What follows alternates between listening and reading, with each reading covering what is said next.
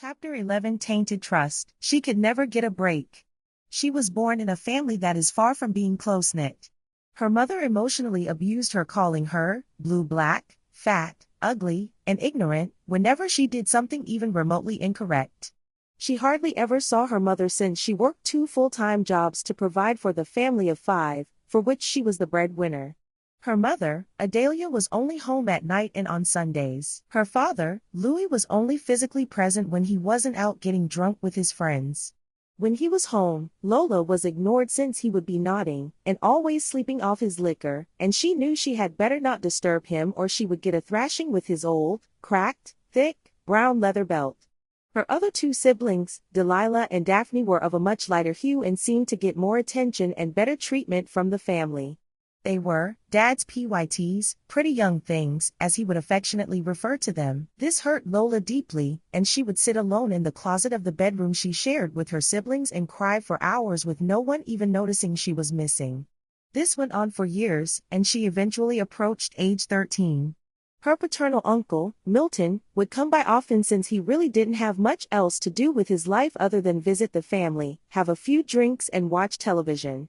His brother, Louis, would awake occasionally, mumble a few words and nod back off when he was visiting. The 2 younger sisters, Daphne and Delilah, were ages 10 and 11. Not only were they very close in age, also in their relationship. They always played together in the backyard, leaving Lola out. They were impressionable and bought into the treatment their sister received from the rest of the family. They didn't want to include her in any games they played, but Lola eventually learned to mentally block out the treatment and live as if she were the only child. Her uncle noticed her loneliness and physical maturity. He began touching her inappropriately, which eventually escalated to penetration. He would get away with it since he knew his brother was always in a deep drunken sleep. His sister-in-law was hardly ever home, and the 2 younger girls were always often in their own world together in the backyard or in their bedroom with the door closed playing one of their myriad of games. This molestation went on until Lola was 16 before she finally told her parents. Neither of them believed her, and Milton denied it, claiming, "She just wants attention and don't care how she gets it." Lola's broken life led her to flee from home at age 17 with no idea how she would make it, but she never looked back. She ended up with a few guys over the next few years to allow her to reside with them, for a price, of course. The first one used her as his own personal sex machine, requiring he had access to her 2 to 3 times per day. After she finally left him, she moved in with another guy who would physically harm her whenever he lost his temper, which was quite often. Lola would be forced to walk around with a bloody nose from him smacking her across the face, bruises on her arms and legs from his punches, and a sore scalp from him yanking her by the hair. When she had enough of the beatings and left, she stayed at a few homeless shelters and ended up trying marijuana, then began mixing the marijuana with powder cocaine, and eventually escalated to full-blown crack cocaine. She ultimately commenced to running the streets with drug addicts for a couple of years.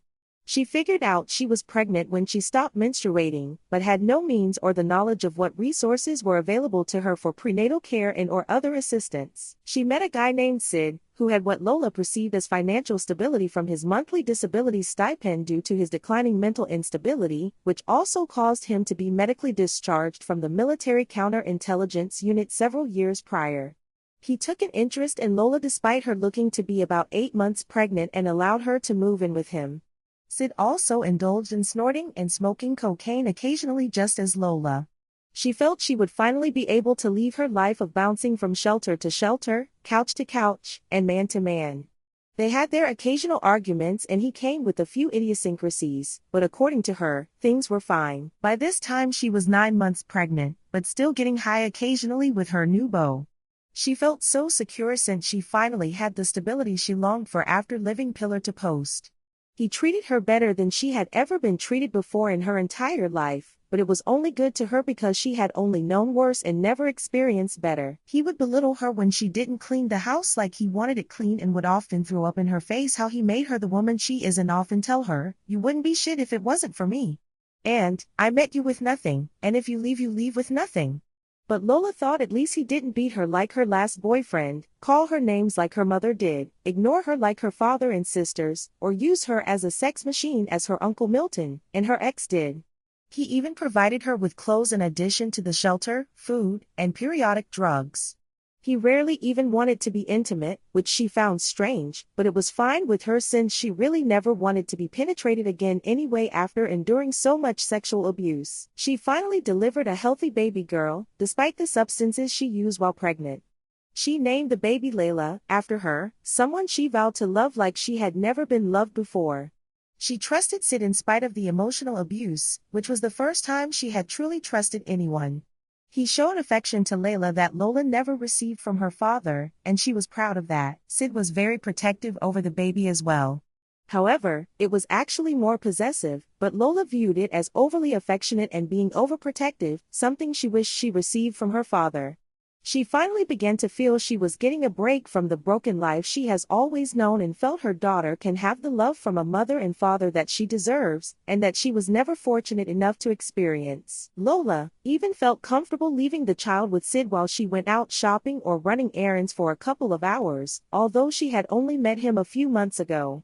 Life was not the best for Lola with the constant emotional abuse, but in her opinion, it was looking much better than what she was used to. The baby was now 4 months old and a friend Lola met at one of the shelters that she kept in contact with over the phone here and there was having a birthday party.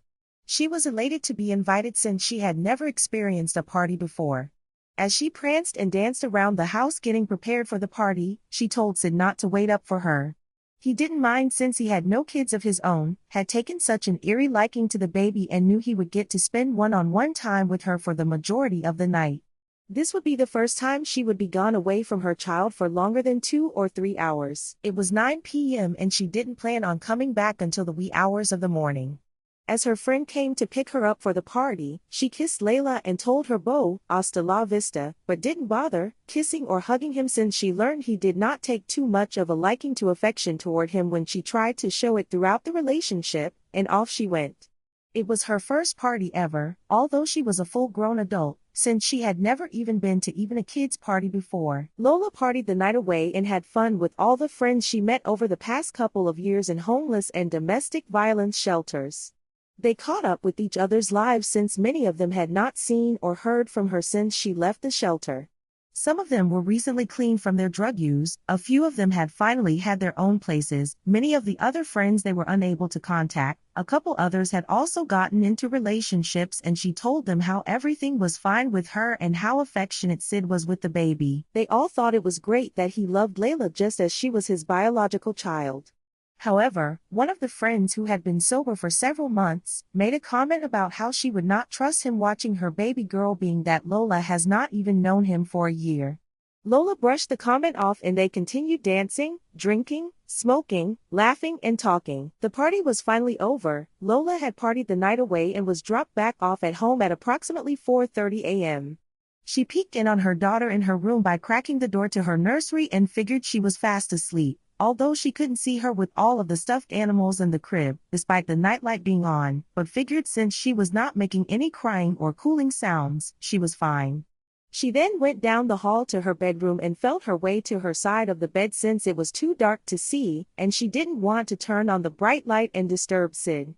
She took off her clothes, put on a t-shirt and shorts she had lying across the nightstand from the night before and slid into bed. As she reached over and decided to gently wake him to tell him about her night out with the girls because she was too anxious to wait until morning and to see how the night went with the baby, she noticed amongst all of the pillows thrown about the king-sized bed was a wet, cool, sticky feel. She then jumped up to turn the light on and saw the bed was saturated with a bright red substance.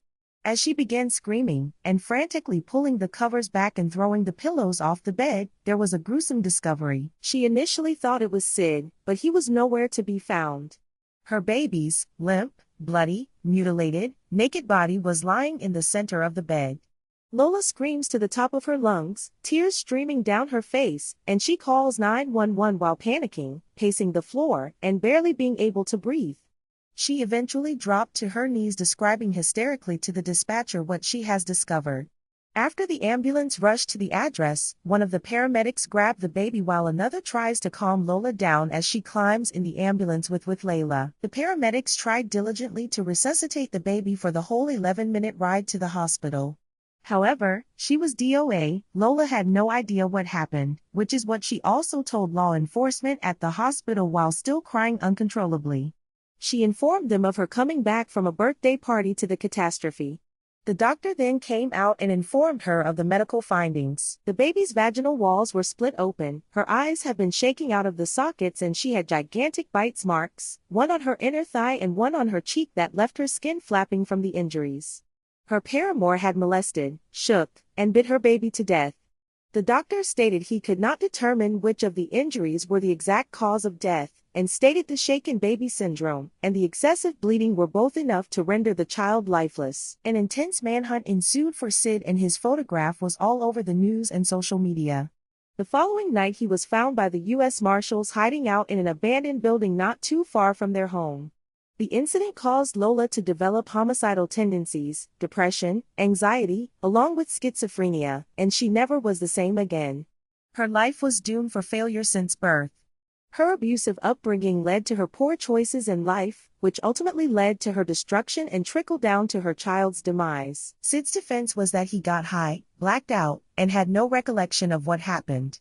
He stated the last he remembered, the baby was fine and asleep when he went out to buy a bag of crack, thinking he can make it back home before she would awake, but after a few hits of the substance on his way back to the house mixed with the alcohol that was already in his system, he never made it back and had no idea how or why he ended up in the abandoned building. His story sounded ridiculous to all who heard it, but he was sticking to it. After the autopsy, the coroner found no semen in or on the baby's body, and all other DNA findings were justified since Sid resided in the same household with the child. The bite marks were from standard dentures, which could not be pinpointed to the paramour since there were thousands of the same model of dentures made, and there were no distinguishing marks since the dentures were brand new. Sid was not found with any blood on his clothes and admitted he took a shower and changed before leaving the baby to go out and get high.